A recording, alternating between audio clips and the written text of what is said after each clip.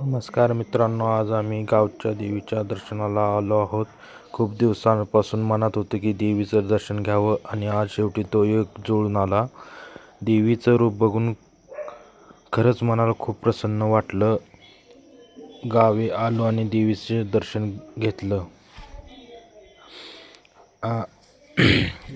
गावी आलो आणि देवीचं दर्शन घेतलं असं कधीच होत नाही. आज घरच्यांसोबत मंदिरात आलो, मनापासून दर्शन घेतलं आणि गावच्या देवीचा आशीर्वाद घेतला. खरंच शहरात कितीही राहिलं असलं तरी गावातल्या या मंदिराकडे पाहून मन शांत होतं. मंदिराची शांती आणि आपल्या मनाची शांती ही देवळातच होते. म्हणून असं वाटतं की गावाकडच्या देवळात जाऊन आपलं मन शांत करावं.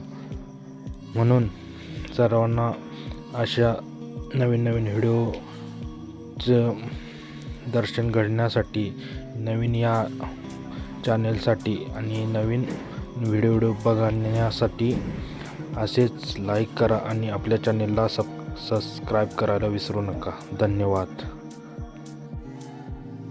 चला तर मंडळी, आपण आज देवाचं दर्शन घेऊन टाकूया आणि काय काय चाललंय आजूबाजूचा परिसर पाहूया आणि देवीचं दर्शन घेऊन आजूबाजूच्या परिसरात म्हणजे काय काय चाललं किंवा काय काय दृश्य आहे ते बघू.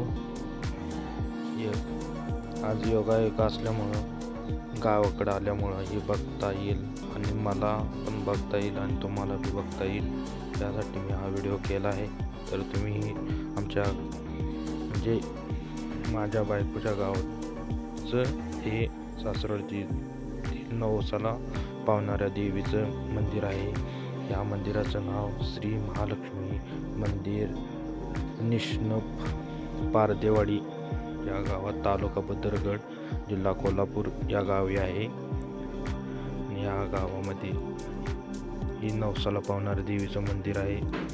हे तुम्हालाही दाखवत आहे आणि तुम्हीही पहा. आणि हे व्हिडिओ पाहून झाल्यानंतर माझ्या चॅनेलला सबस्क्राईब आणि लाईक करायला विसरू नका. धन्यवाद. आणि हा व्हिडिओ पूर्णपणे बघा. एवढं बोलून मी थांबतो. नमस्कार मंडळी, देवाचं दर्शन घेता घेता सगळ्या बाजूनं देवाचं दर्शनाचा व्हिडिओ थोडाफार इकडे तिकडे होईल, पण मी व्यवस्थित केला आहे. तरी तुम्ही पहा, कारण की हा योगायोग कधीच भेटत नाही. तर मी हा व्हिडिओ केला आहे, तरी तुम्हीही बघा. तर मंदिराचा आजूबाजूचा परिसर अतिशय सुंदर आणि खूप छान होता. तरी आम्ही आजूबाजूला हिरवेगार झाडे, परत आजूबाजूला छोटी मंदिरं, अशी छान असा परिसर होता. त्यामध्ये आम्ही थोडंफार म्हणजे की तिकडं असं थंडीचं वातावरण खूप होतं, त्यामुळं आम्हाला पण थंडगार असं वाटत होतं. तरी देवाचं दर्शन घेतलं आणि देवामध्ये एंट्री केली आणि मस्तपैकी देवाचं दर्शन घेतलं. तर सर्वांनाही देवाचं दर्शन घेण्यात यावं यासाठी मी देवाच्या मंदिरात जाऊन आतमध्ये व्हिडिओ केलेला आहे. ते तुम्ही बघा आणि बघून झाल्यानंतर सर्वांना कळकळी सांगण्यात येते की माझं नवीन चॅनेल असल्यामुळं आणि मला अनुभव कुठल्या गोष्टीचा नसल्यामुळं मी हे तुम्हाला माझ्या मोडक्या शब्दामध्ये तुम्हाला सांगत आहे.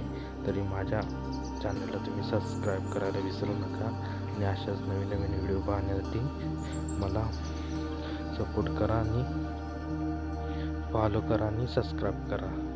एवढे बोलून मी तुम्हाला माझं हे व्हिडिओ पुढं पूर्णपणे बघा यासाठी प्रोत्साहन करतो आणि मी जरा थांबतो. धन्यवाद.